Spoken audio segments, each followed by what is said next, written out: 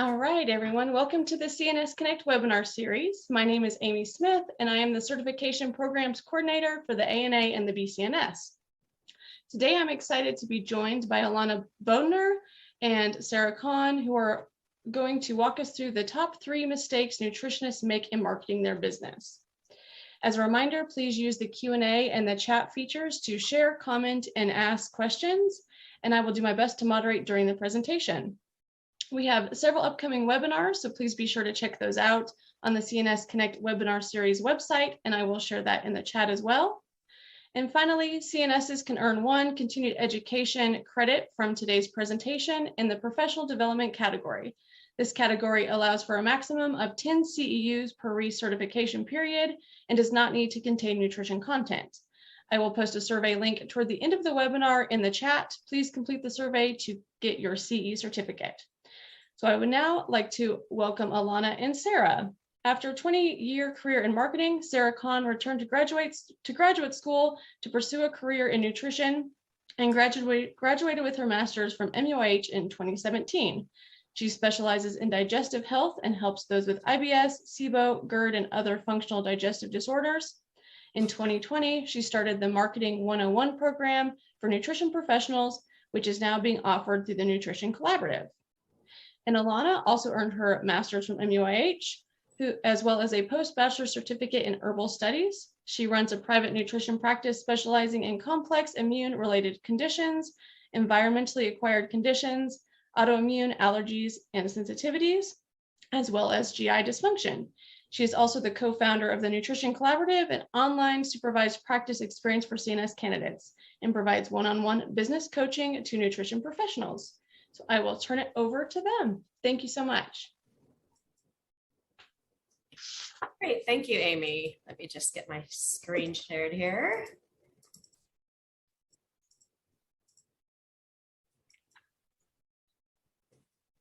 Great, thank you everyone for joining us today. We want to welcome you. I am Ilana Bodner and we have Sarah Kahn. And I are so excited to talk about marketing your nutrition business. We thank Amy and Debbie and the BCNS for inviting us to talk about one of our favorite topics, marketing. So if you are a new CNS or a seasoned nutrition professional, this webinar is for you. If you're in private practice, you're planning to grow into private practice, you're even part-time, then you're in the right place. Today, we are going to talk about the top 3 mistakes nutritionists make in marketing their business and what to do instead. But first, we would like to introduce ourselves and tell you a bit about our nutrition and professional development businesses. Hi, everyone. My name is Sarah Kahn, and I'm a clinical nutritionist with a 20-year background in marketing. I started my nutrition business in 2017 and became a CNS in 2018. And in just under a year as a CNS, I built a waitlist practice using simple and cheap marketing tactics. I specialize in gut health, specifically IBS, SIBO, GERD, and food sensitivities. Since then, I hired another nutritionist to further grow my nutrition practice and to free up my time to diversify my business. I now combine my expertise in marketing and nutrition business by offering the Marketing 101 program, which is now being offered as part of the business development programming within the Nutrition Collaborative. Now, Ilana is going to tell us even more about herself. Thank you, Sarah. I'm also a clinical nutritionist with over 25 years in business and marketing, partnering with companies to build and strengthen the brand, as well as through my own entrepreneurial endeavors. I started my practice in 2017, and as Amy said, I specialize in complex immune-related conditions like SEERS, mold, mast cell activation, autoimmune, and allergies and sensitivities. And I'm also the co-founder of the Nutrition Collaborative, a CNS supervision program started in 2019 with Dr. Donna Felatova. And I have collectively tapped into my professional experience in business marketing and nutrition to enrich our nutrition community. All Sarah? right, so who is ready to get started? Well, we are going to discuss the top 3 mistakes nutritionists make in marketing their nutrition business. But there's a couple of things we want to make clear right away. Let's talk about the problem with being a CNS in private practice. Wait, what? There's a problem? Yes, there could be. Being a nutritionist in private practice means you are a small business owner. It means you're an entrepreneur, and it means you're selling a service or products in exchange for money. Yes, we are nutritionists. We are helpers and healers. And for some people, mixing nutrition counseling with sales is really uncomfortable. It can be shady or icky. How many people, raise your hands or feel free to chime in the chat, how many people feel uncomfortable with discovery calls, describing your program or services, and talking about the cost of services with potential clients?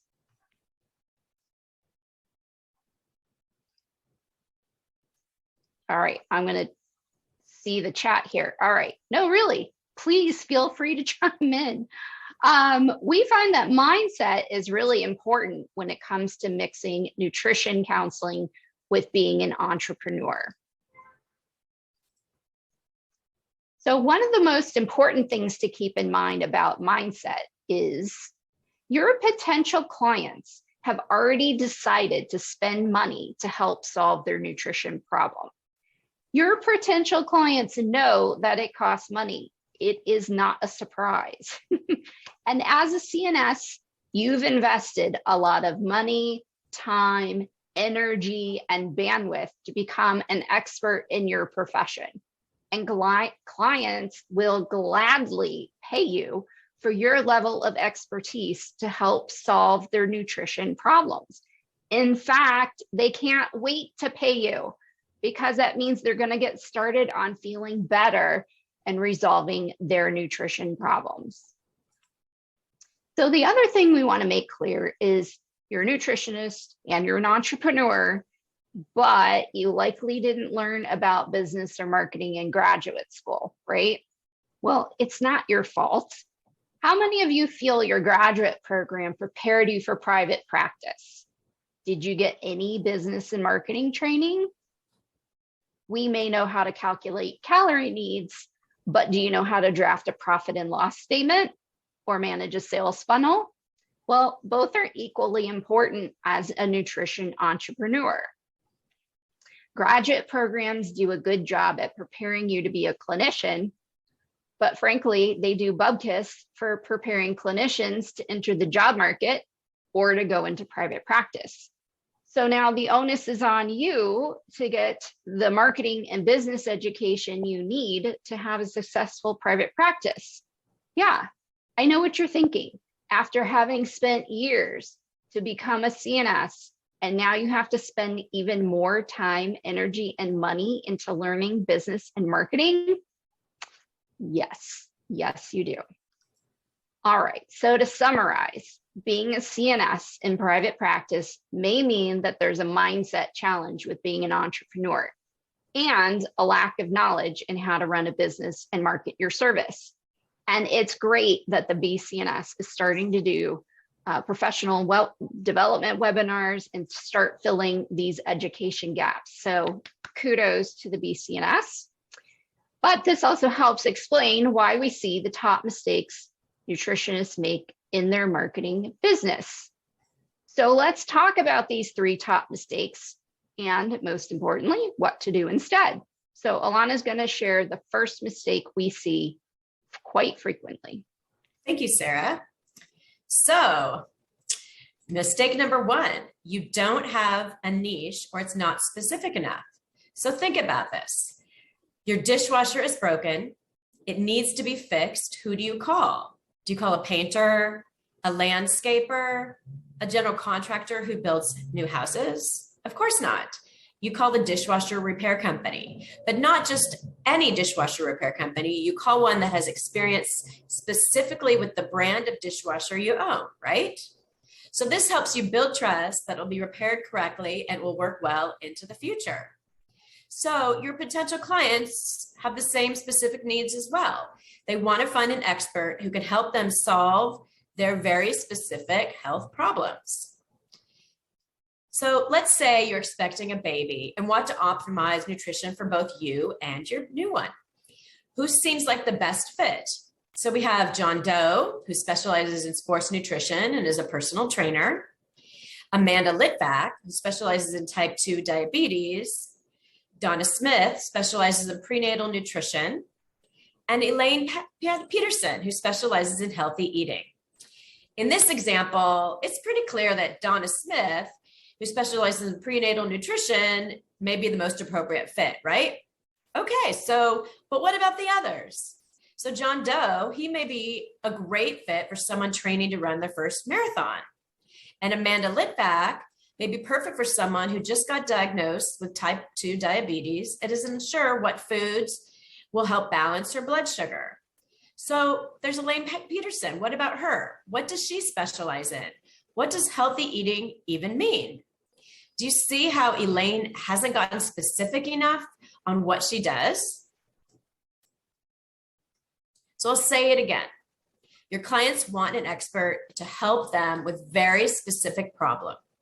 They don't want a jack of all trades.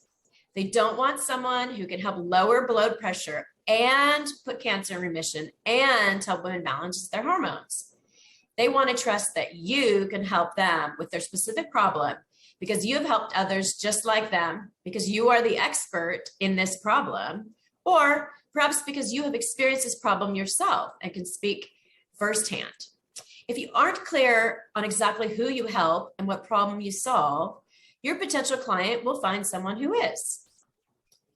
So everyone grab a pen and paper. We're going to do a fun exercise to help determine your niche if you don't have one, or help refine your niche if you do. So here are things to consider. So go ahead and write down some thoughts for each question. What were your favorite subjects in graduate school? What health conditions do you have or have experience with? What health problems do you love solving? And is there a demographic that you enjoy interacting with? Okay, so now let's go into a few more deeper questions to get a little more granular. What nutrition problem are you solving? Most people don't just walk in the door with one nutrition problem, but what nutrition problem gets them in the door? What's the problem they can't wait to resolve? And what's the problem they need your expertise to solve? Finally, what's the big problem? What's the problem they've been struggling with for months or even years on their own or with other healthcare practitioners and absolutely need your help because they are still struggling? These problems need to be big problems to the client. No one is going to pay the money you can command as an expert in your field for a healthy eating meal plan. So let's take a minute and please, enter into the chat who would like to share which niche they are working with or they are considering. We'd love to hear your comments.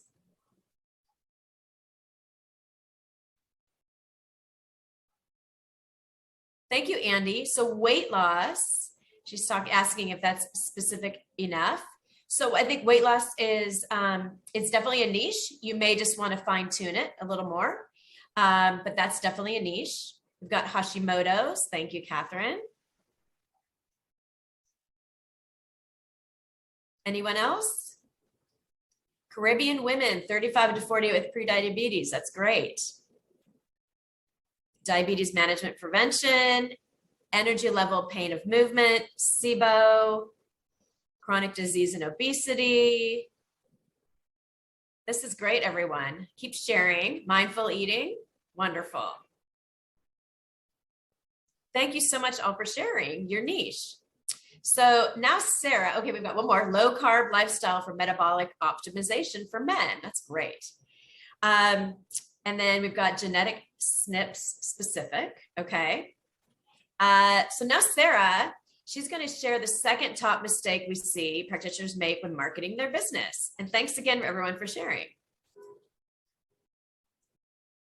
All right, let's talk about the second big mistake we see nutritionists make quite frequently and is such an unbelievable time suck. It can cause a ton of frustration because it's just so ineffective. And this approach does not help you get more clients. So the second big mistake we see is trying to convince everyone that nutrition can help solve their problems. We see a lot of posts on social media describing just how diet can help people lose weight or help women balance hormones or help them put autoimmune conditions into remission. And while all of this may be true, it's a complete waste of time. You want to be talking to people who already know this. So if you think about the stages of change, people who don't even know that nutrition can help them resolve their health problems are in the pre-contemplation stage. Remember the stages of change? Well, these people are nowhere close to signing up to be your client. It may take them months or years to get on board with this concept. We don't have that kind of time. The people you want to be focusing on are those who are ready to make change, who already know that nutrition counseling can help them, and are actively seeking a nutrition professional to help them. So, where do you find these magical clients that are ready to book with you right now? Well, the best way to find out is to ask. So ask your current clients how they found you. Ask your previous clients how they found you. Ask your potential clients how they found you. And hey, guess what? If you have no clients, ask people who fit the profile of your ideal client, how they go about finding a nutrition professional. So I'll use my clients as an example. Most of my clients found my website by doing a Google search. So I rely pretty heavily on Google and SEO for my client base. And many of my clients are referred by a healthcare provider. So do you guys know how your clients find you? Do you know how they go about making a decision on hiring a nutritionist? Please let us know in the chat.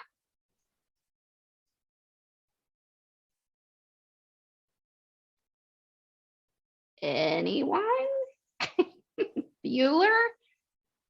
Okay. I don't have clients right now. That's exactly why you're here. Word of mouth. I see some word of mouth. Excellent. Leandrew says Google and some health boards. Catherine gets referrals from a functional MD. Excellent. Great. All right. It's great that you know Google ratings and personal website. Asking people to get on board. Okay. Love it. All right. Well, the point is when you know how your clients find you, then you know where to find more clients just like them. And Alana is going to share the third mistake we see all the time. Thank you, Sarah. So mistake number 3, you're spreading the wrong message or no message in the wrong place to the wrong people. Oh, good times.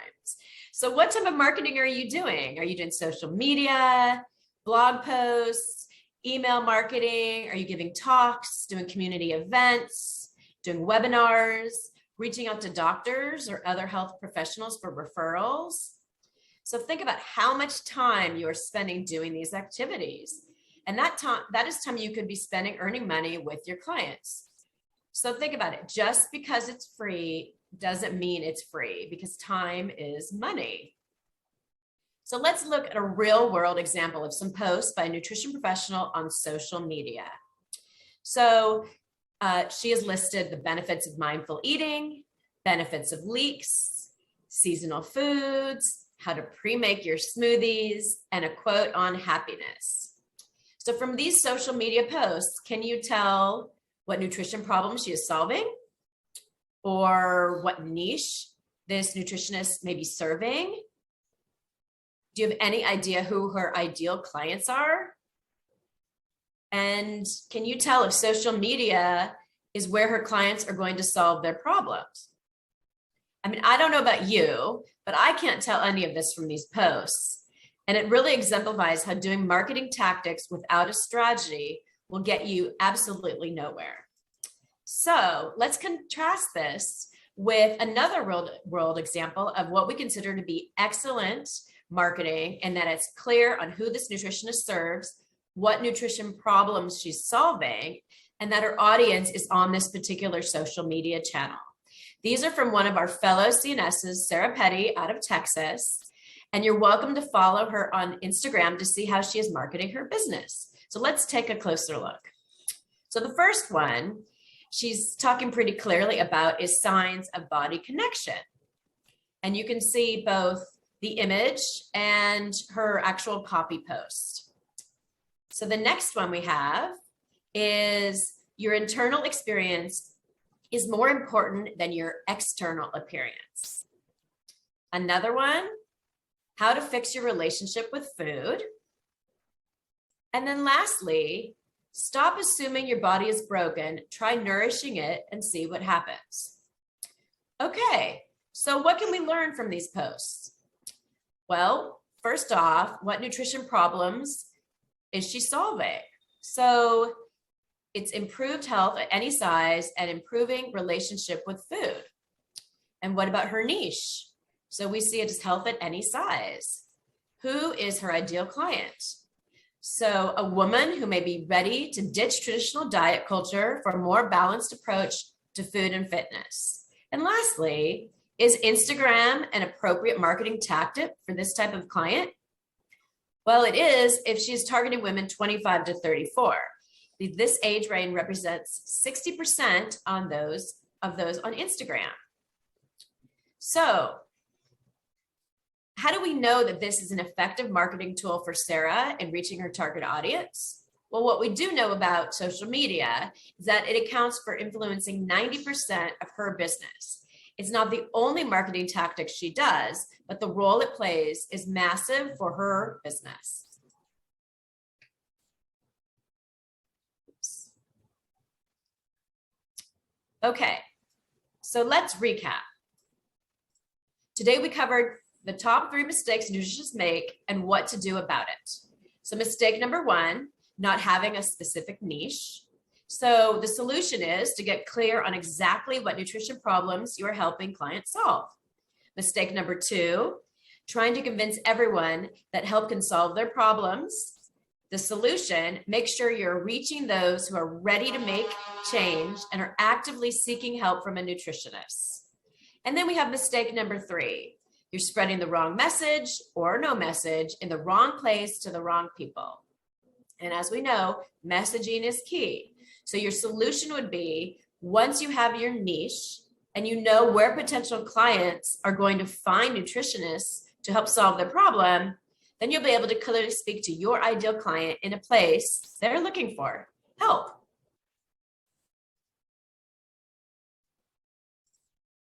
Okay, so when all of this happens, potential clients will better understand what you do, how you can help, and trust that you can help them.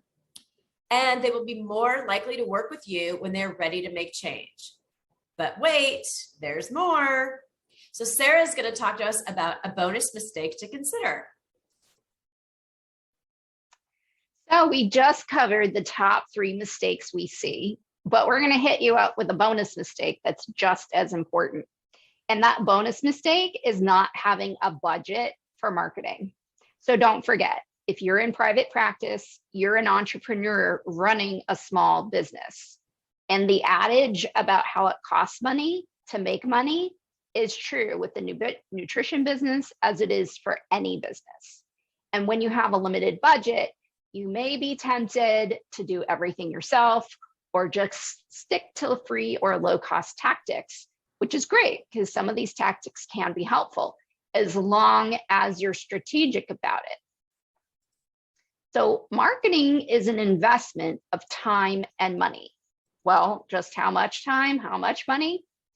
Well, in terms of time, you should be spending at least 5 to 10 hours a week on marketing, even when you are busy. The only way you can be busy is if you spend the time on marketing. So as you earn money, you can hire someone to help you with the marketing tasks. Then your time investment is reduced and your monetary investment increases.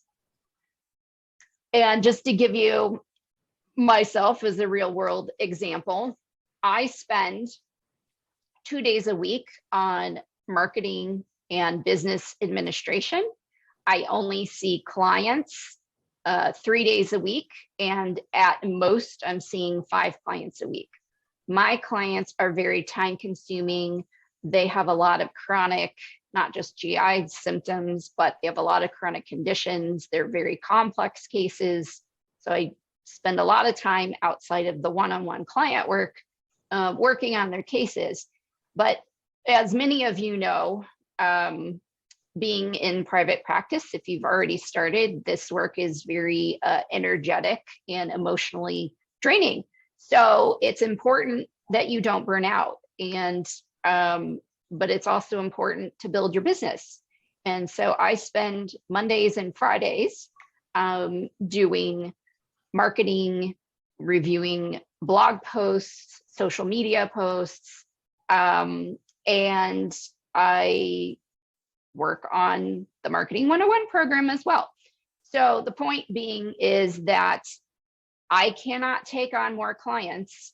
I've hired someone else to help me with this. So I make money on this other person as well. And time is money. And let's talk about the money piece. So you should plan to spend at least 10% of your projected earnings per year on marketing. So let's say you're just starting out and your goal is to earn $50,000 your first year, which, yes, is totally doable. Your marketing budget should be around $5,000. And what you spend that money on should be planned out strategically based on what we've discussed today, including, you know, what your niche is, who your ideal client is, and the best ways to reach your client. So when I was first starting out, I did all my own blog posts. I made my own website. I, did my own social media. But as I started earning money, I hired people to help me with these things. I hired a website designer who built a beautiful WordPress website, which incidentally increased the visits to my website by 300%. So that was an investment, a marketing investment. I also have a virtual assistant who helps me with social media. And I also have a blog writer who writes for SEO, which helps bring in yet even more people to my website. So just using myself as an example, but this is how you should be spending your time and money as long as it's strategic. It's very important to have a budget in order to do marketing. All right, so Alana has one more thing to tell you. Thank you, Sarah. So before we get into the question and answer portion of this webinar, we'd like to announce that our next Marketing 101 for Nutrition Professionals course will start on May 19th. We've revised this a bit for those who have had the wonderful pleasure to participate, and it's now broken into multiple 6-week immersive group coaching programs. We're offering an early bird discount through May 5th, so stay tuned for details via email, and feel free to reach out with any questions. We'd love to be your marketing guides.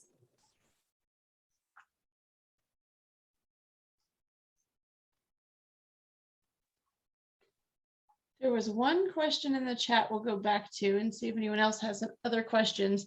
Tamira said, what if I initially get into this field for cancer, but most of my customers are weight loss?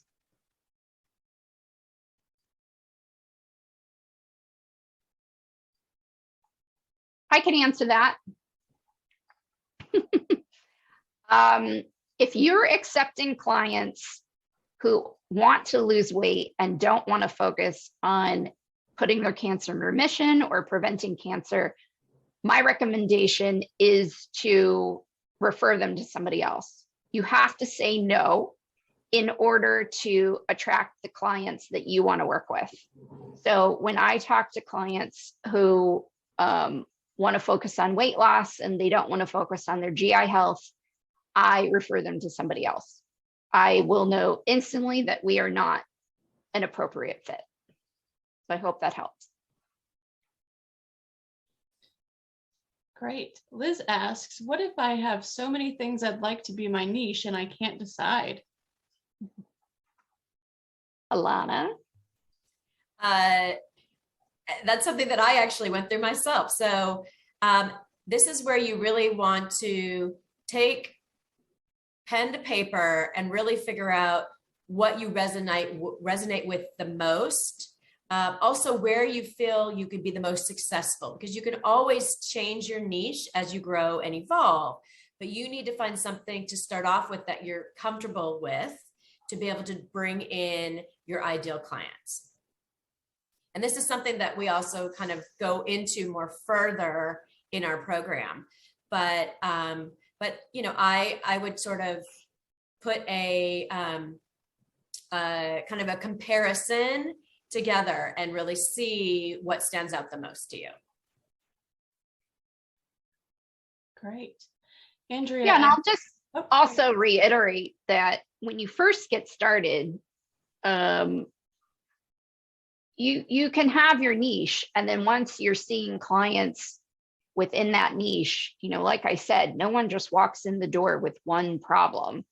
And once you get exposed to some of these other problems, you may be able to refine your niche if you decide that, you know what, I really want to focus on this subset of that bigger problem, or you want to pivot and switch to a completely different problem. But keep in mind that the problem needs to be big enough, perceived to be big enough problem that your client can't solve on their own.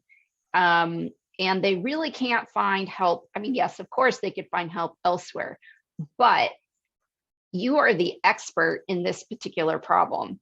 And you might not feel like it right now, but you are. Compared to your client, you are the expert.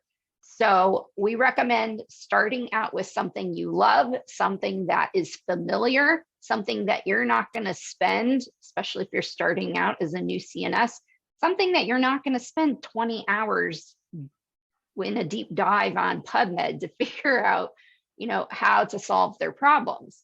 So it's got to be a big enough problem, but it needs to be familiar enough for you to feel comfortable talking about it and working with this population. Does that make sense?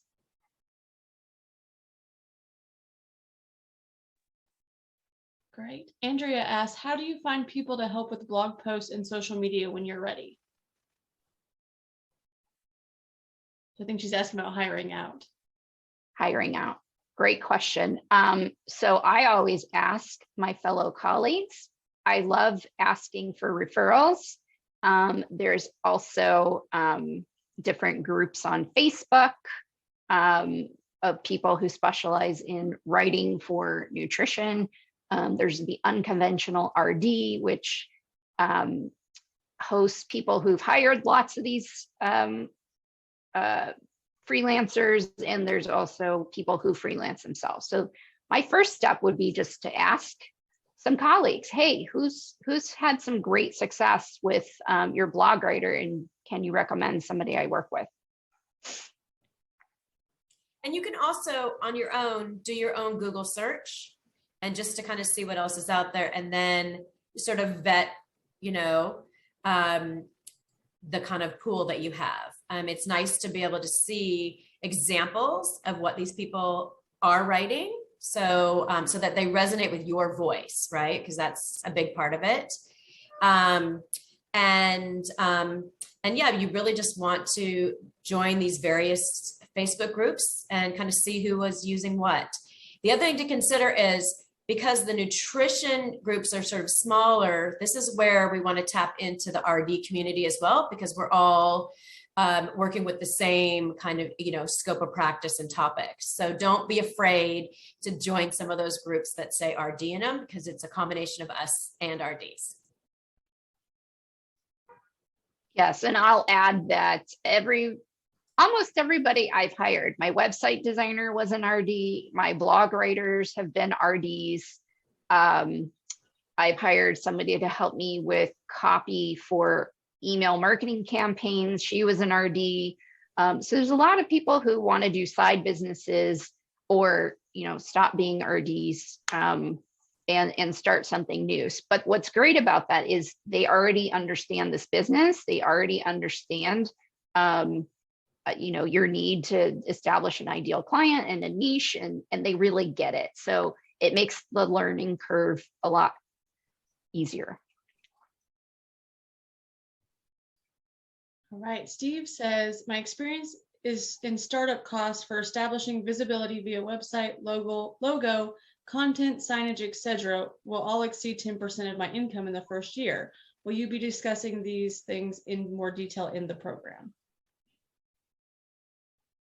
So yes, there is no need to spend more than 10% of your income in the first year. You certainly could if you want to, but you don't have to.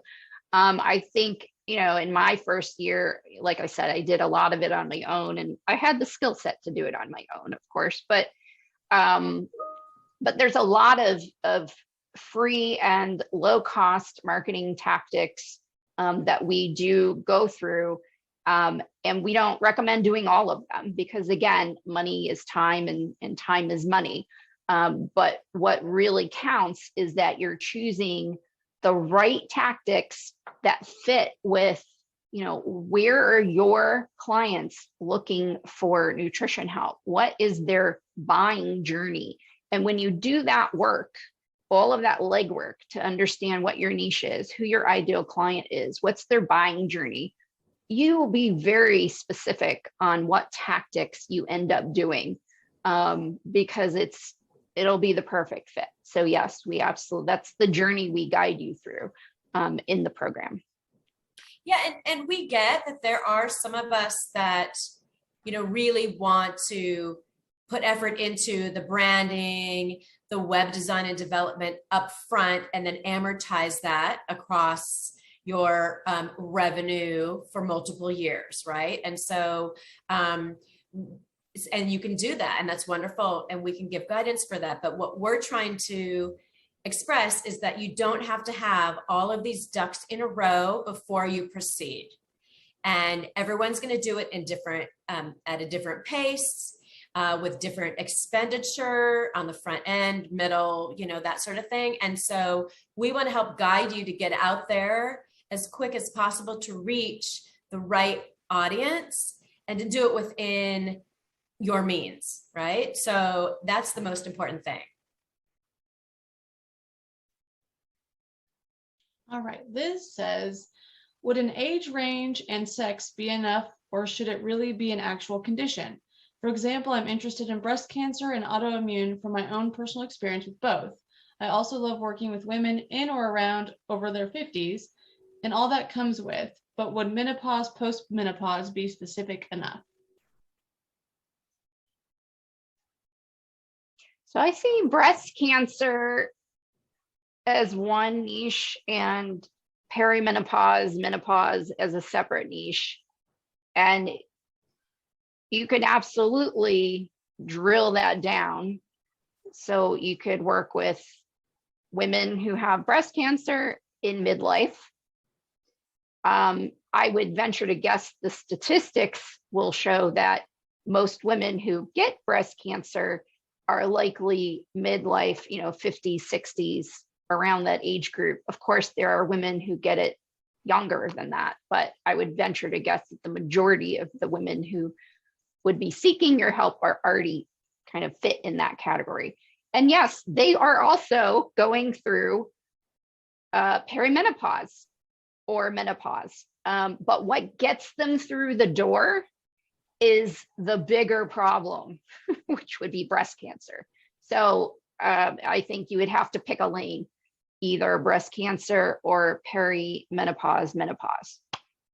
That would be my recommendation. Yeah, and I agree, because you're going to have two different approaches. And so they want to know that you are experienced in that approach. And that doesn't mean that you can evolve that as you grow, but start with the one that you feel the most comfortable with, that that you really feel like your clients will be able to resonate with you, because that's how you're going to be able to sell in and maintain those clients. It's a great question. That is a good question. All right. Colleen says, I see a lot of people use their personal name for their business name. Has it been found that it is a better way to go versus having a business name that does not have your own personal name in it? That's a good question. Yeah, I have experience with this because when I first started out, I was Sarah Kahn Nutrition. And at the end of the day, people want to work with a person as opposed to a business.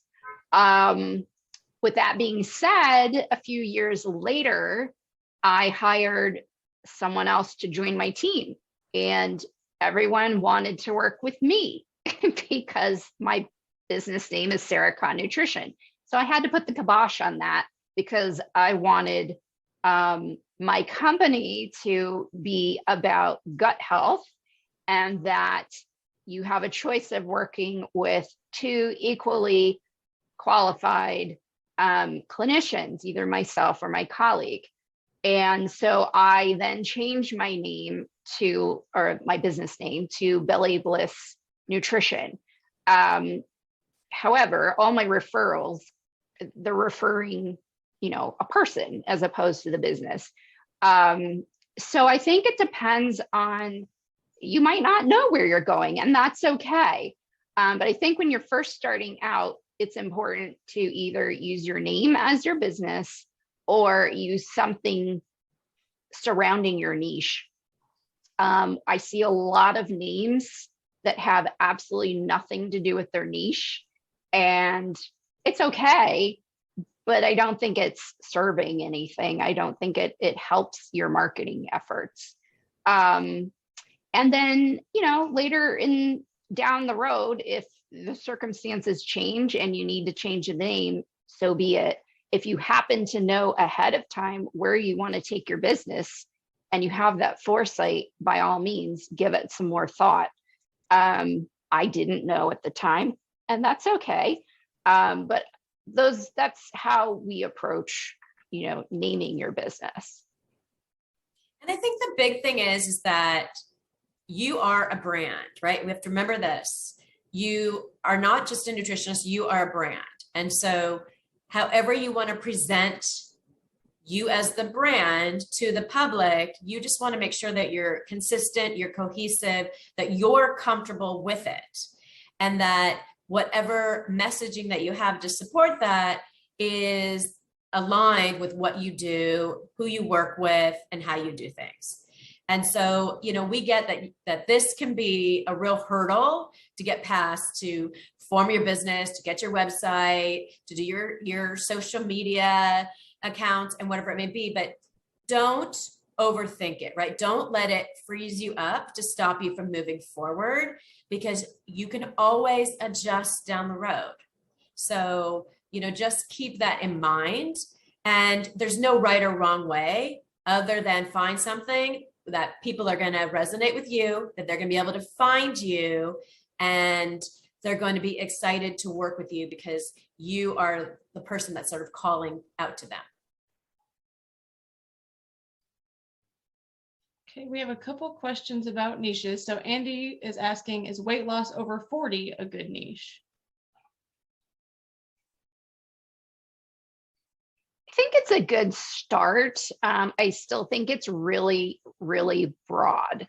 So I would encourage you to continue to narrow that down so you can think about, perhaps you already have had some clients who are over 40 and have had success losing weight. Think about, some commonalities with what they came in with. Like, did they have some other health conditions that made weight loss challenging? Were they women? Were they men? Were they busy executive women? Are they frazzled moms who don't have time to, they take care of everybody else but themselves? So I would encourage you to keep thinking about how you can narrow that down, because the weight loss niche is massive. absolutely massive. So the more, I know it sounds counterintuitive, but the more specific you can get, the more clients you'll have.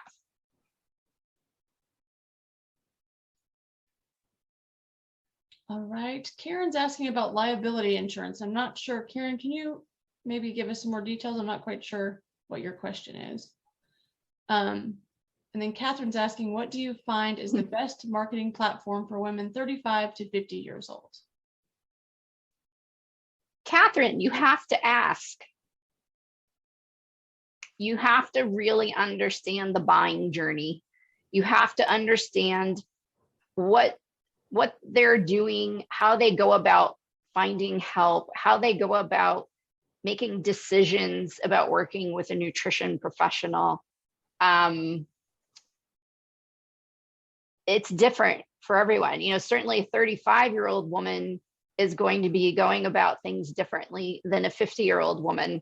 I work with both age groups, and you know, a lot of the younger kids are on social media, and they actually are looking for advice on social media, whereas a 50-year-old woman, not so much. So the commonality with my client base is that they're on Google and they're searching for how to solve their problem on Google.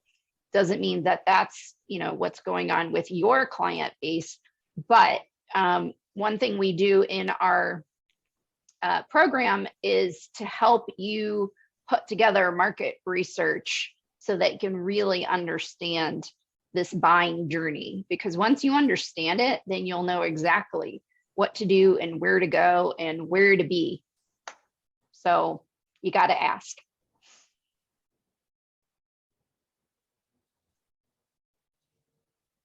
So you want me to address the, I'll go back and address Karen's question on insurance, liability insurance. So Karen, so this is something that you should be setting up as soon as you start accruing your hours, whether you're still a student or you're working part-time, or you have your practice and now you're working full-time. It's really important to ensure that you have liability coverage as a practitioner while seeing patients, and whether they're paying or not, it doesn't matter. So this is something that, you know, all businesses do. As soon as, you know, they form, they get corporate liability. Any healthcare practitioner, you are now responsible for giving advice, recommendations, directing your clients. So in case that any fingers are pointed your way, you know, let's say your client goes to their doctor and says, oh, my nutritionist Karen told me to take X, Y, and Z supplements. And the doctor says, well, that's, you know, ridiculous. And, you know, this person is not doing what they should be doing. And then all of a sudden you're in trouble, right? So you want to make sure that you are protected in case anything goes sour in any direction. So, and of course, you know, 99.99% of the time, there's no problem, but you want to protect yourself. It's like your own insurance policy.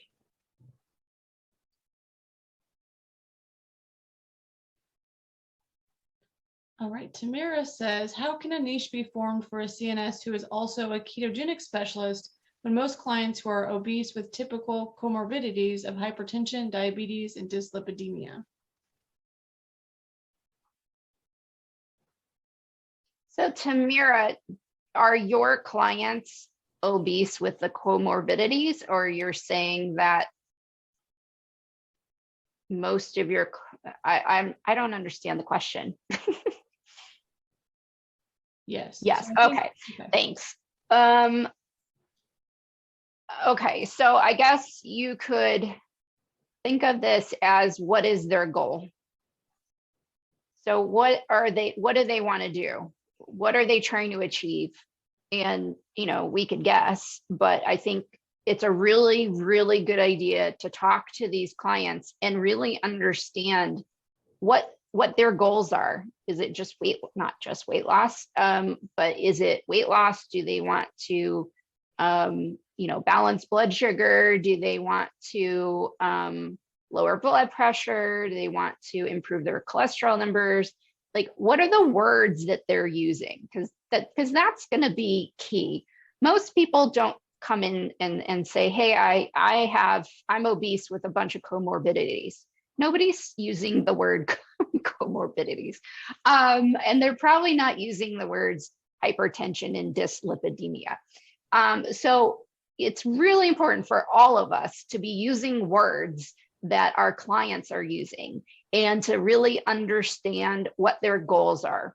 So for example, when I talk about, when we give a presentation on SIBO and how, you can solve SIBO, we're not talking about unicorns and rainbows. We're not talking about, being able to like eat 10 Big Macs. Our clients want to feel normal. They want to stop, feeling horrible, of course, but they also want freedom to, go out to dinner and socialize and enjoy holidays. And they want to feel like a normal person. Almost everybody tells me, I want to feel normal. And that's the language we use when we're talking to our clients. That's the language we use in our social media and our presentations and our emails. We're not talking about, jumping for joy. I mean, although you would if you're feeling much better, but it's really important to use the words that your clients are using. So the first step would be to better understand what the goals are of your clients, and then you can create a niche around that. There are plenty of practitioners who are using the ketogenic diet for weight loss, or the ketogenic diet for improved heart or cardiovascular health. So, you want to, if that's the only protocol you're using, then you can be, you can position yourself as a ketogenic specialist who solves XYZ problems. But what happens, obviously, if you say that, you're not going to get clients who don't know what ketogenic diet is, or try it and maybe they didn't like it, or it's not appropriate for them. So I think where you need to start is really understand what your clients' health goals are and the words that they're using, and then you can go from there. And one thing I'd like to add is ketogenic is a tactic, right? And there are various other tactics. So if your goal is to reach these individuals that have these specific big problems to solve, then you want to really more focus on that and to separate yourself out as doing personalized nutrition versus health coaching or specializing in a diet, right? That kind of gives you more of an opportunity to reach these people, to what they're talking with, what their pain points are, and to help them solve that. And ketogenic may be, even though you're a specialist, it may be one of the bigger top tactics that you use, but it may not be the end all be all. You may be using other tactics. So to keep that in mind, because you also don't want to turn away people that don't want to do ketogenic. Or maybe you do. So that, you have to kind of work that through and figure out, what your main goal is, who you're trying to reach, what you're trying to do, how to really kind of refine that audience.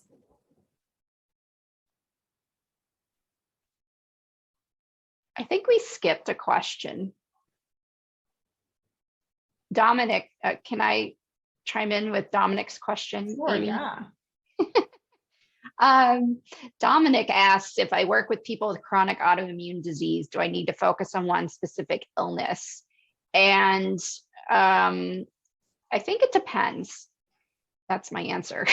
But here's why, I think it depends on the chronic illness. So for instance, I'll just use Hashimoto's. It seems to be the autoimmune disease of the day.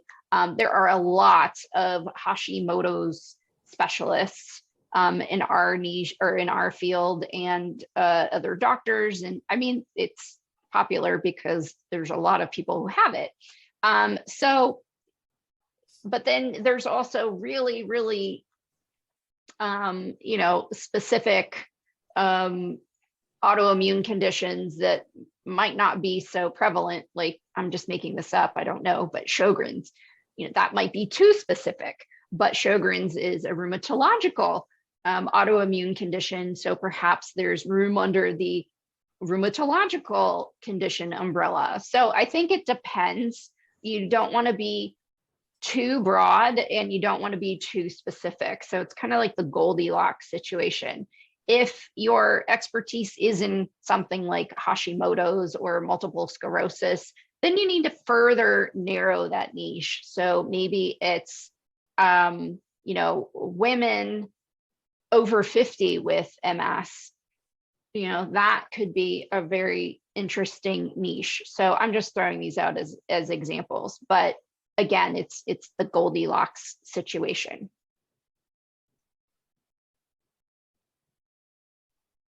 Okay, Morgan has, I think, a couple questions. For those just starting out after school like myself, does it ever make sense to have an exploratory period of seeing a wider variety of clients to gain experience and see what sticks if having trouble determining a specific niche? Or do you recommend picking a niche and diving in?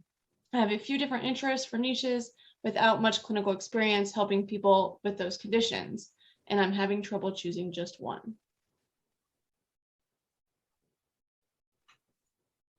So if you just started out, it's tempting to see anyone and everyone, and I get it. But if you don't want to make money, that's fine. You can do that. You can volunteer your services. You can charge a nominal fee and just attract anyone and everyone. You could do that for a short period of time and see a lot of people. The problem with doing that is you are going to be energetically all over the place. So if you remember graduate school, every time you had a new assignment, it was like hours and hours and hours of time just doing the research to figure out what type of protocol would be appropriate. So in the interest of saving yourself some time and effort and energy and just like mental bandwidth, I would say if you're going to pick a niche, like pick a broader niche. And again, people don't just walk in the door with one problem. My clients, what gets them in the door is their GI issues. They've been struggling for years. They've seen a lot of doctors. They may have seen other nutritionists or registered dietitians. They have tried everything, or they may have tried nothing, but they have struggled for years to alleviate these GI issues. But P.S., they also have anxiety, depression, migraines, hypertension. They may also want to lose weight, although we don't focus on that. They may have allergies. They may have histamine intolerance. I mean, the list goes on and on and on and on. And I have a lot of experience with a lot of these other comorbidities or other symptoms, but I don't talk about them. I really just focus on talking about gut health and all the things related to gut health. Specifically, all the things related to gut health that are interesting to my clients and that my clients also struggle with. So going back to like picking a niche, you could pick something broad like gut health, and then you'll see a wide variety of people with different gut health symptoms.